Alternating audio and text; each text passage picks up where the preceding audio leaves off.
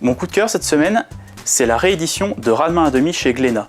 Donc Ranma 1/2, c'est écrit par Rumiko Takahashi, qui est peut-être la plus grande mangaka du Japon, et c'est la première à avoir fait en fait le lien entre les shonen et les shoujo. C'est-à-dire que Ranma 1/2, ça va vous raconter l'histoire de Ranma Saotome, qui est un jeune garçon qui revient d'un voyage en Chine où il était parti avec son père pour étudier les arts martiaux. Et donc il revient au Japon et il s'installe dans la maison d'un des amis de son père, qui a 3 filles.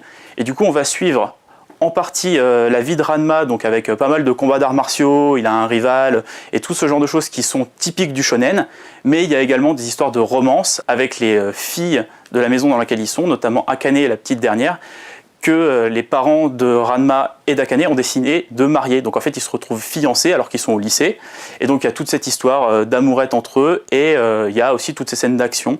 Donc il y a vraiment un mélange comme ça assez comique, c'est vraiment très bien Ranma, je vous le conseille, d'autant que ça n'avait pas été réédité depuis très longtemps, c'est-à-dire que la première édition date de 1994, et ça fait partie des vieux titres du catalogue de Glénat qui étaient encore en sens de lecture français, avec des cases du coup retournées, ça venait de vieux scans, donc la qualité graphique était pas terrible. Là c'est vraiment très bien, c'est vraiment très beau. Le seul bémol que j'aurais sur ce manga, c'est que dans l'édition originale, il y a quelques pages couleurs qui là malheureusement sont en noir et blanc. Alors moi mon coup de cœur cette semaine c'est Forban, sorti au Lombard. C'est une bande dessinée de François Troukens et d'Alain Bardet qui est au dessin. François Troukens c'est un grand nom du grand banditisme belge qui dans les années 90 a fait pas mal de détournements de fonds.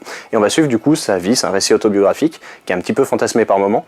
Mais on va suivre du coup les différentes étapes par lesquelles il est passé, du simple détournement de fonds au début. Après on va voir la réflexion qu'il va y avoir au moment où il devient très riche et où il se dit que finalement c'est pas l'argent qui fait le bonheur et qu'il a besoin en fait de cette dose d'adrénaline.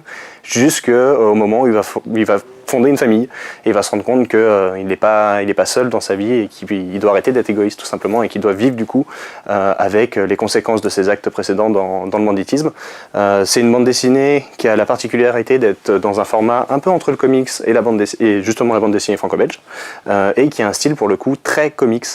Tout est en noir et blanc, ça me fait penser énormément moi à du Murphy, ça vous fera penser à d'autres auteurs de comics mais que pour du bon puisque franchement c'est une vraie baffe graphique. Et je pense que ça fera réfléchir pas mal de monde, mine de rien, sur le milieu carcéral, parce qu'il y a une véritable réflexion sur ce domaine, notamment justement de la part de l'auteur qui a passé quelques années, et qui explique comment le milieu carcéral, au lieu de l'aider à s'en sortir, l'a encore plus enfoncé. Et lui, c'est via la culture qu'il a pu s'en sortir, et justement via cette bande dessinée où il a exorcisé pas mal de choses.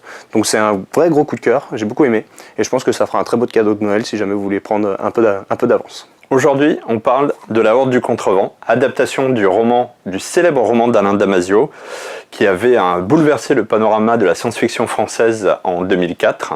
Alors, c'est un roman dont on a dit qu'il serait impossible à adapter sur un autre support, que ce soit bande dessinée, jeux vidéo ou autre, voire film.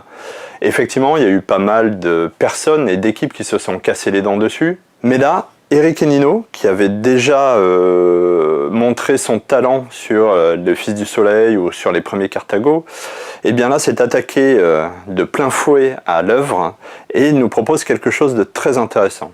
Le monde de la Horde du Contrevent est balayé littéralement par le vent. Il y a des vents continus, donc toute la civilisation a été modelée par le vent et il y a un groupe bien spécifique d'individus, qu'on appelle les hordiers, qui sont chargés de découvrir ce qu'il y a dans l'extrême amont, c'est-à-dire là où naissent les vents, où on pense que naissent les vents.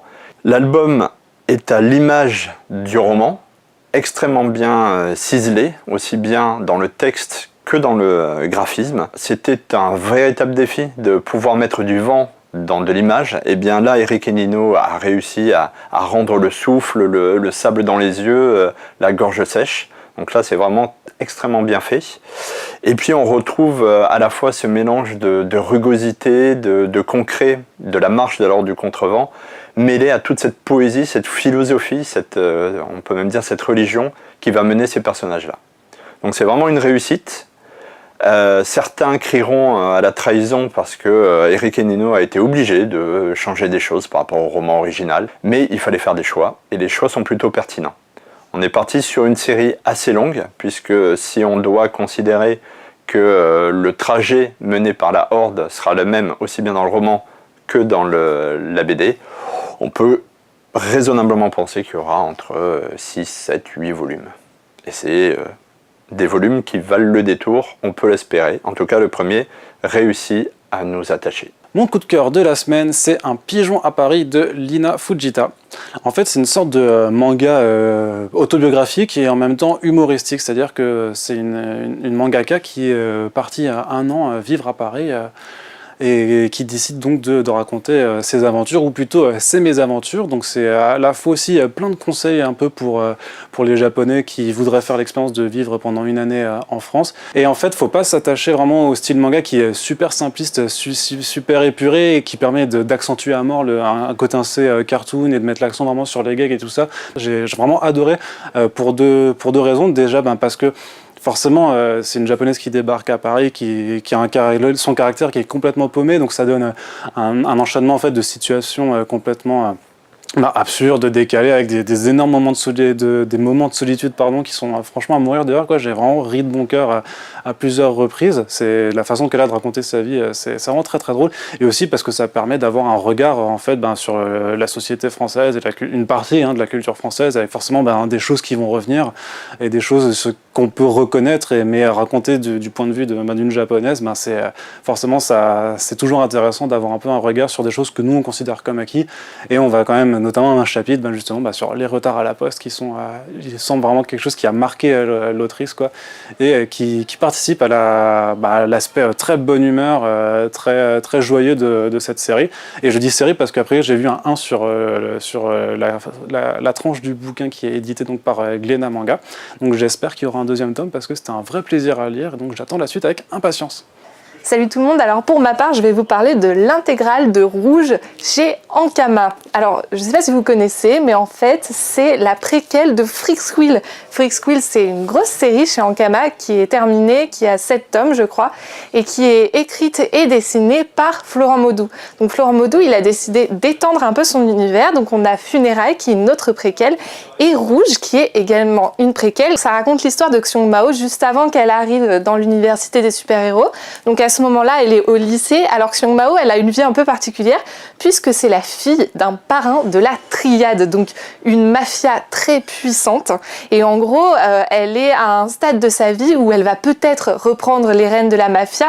On réfléchit à qui va reprendre l'héritage en fait, mais c'est pas sûr parce que elle est en concurrence avec sa sœur. Rouge, c'est mon coup de cœur de la semaine, mais je peux dire aussi que c'est mon coup de cœur du mois.